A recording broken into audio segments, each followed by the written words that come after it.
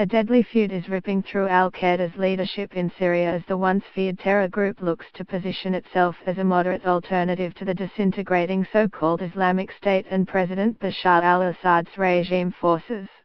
A group of al-Qaeda-linked factions that hold the province of Idlib are on the brink of all-out war, with a series of assassinations and detentions of high-profile leaders.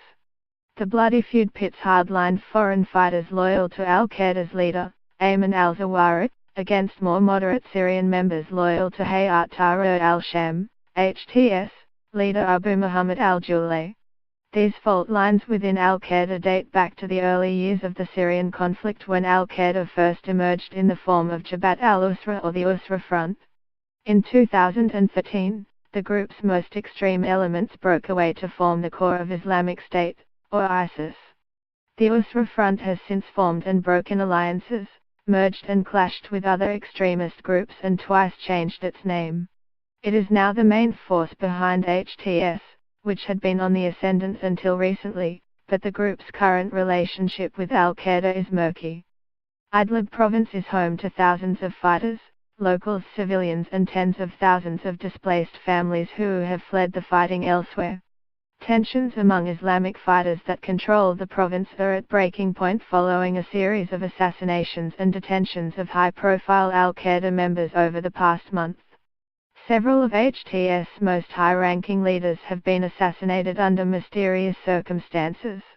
Provincial leaders Mu'ad al-Muslimi and Abu Mahmoud al-Halabi were ambushed and shot by masked assailants while driving inside territory held by HTS on November 30 and December 10 respectively. Al-Muslimi was known as a master planner of IED and assassination attacks. Last week, hardline HTS military leader Abu Bakr Raz al-Hos, known locally for his cruelty, arbitrary arrests and murders, was kidnapped and found dead from multiple gunshot wounds. Suspicions of an internal housekeeping from both sides are rife, but there has been no evidence or charges so far. Late last month, a wave of internal raids and detentions were ordered by Mr. al-Julay.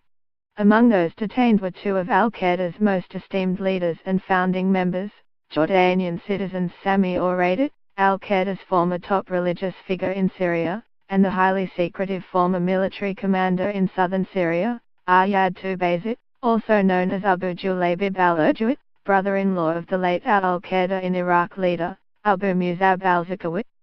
They were set free days later after pressure by factions within the group who threatened to withdraw from the battlefield in protest.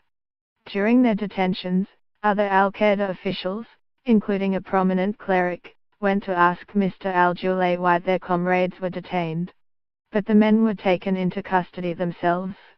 In response, al-Qaeda leader Mr. al-Zawahiri released an audio recording in which he accused HTS and Mr. al-Julay of betraying the vow of allegiance.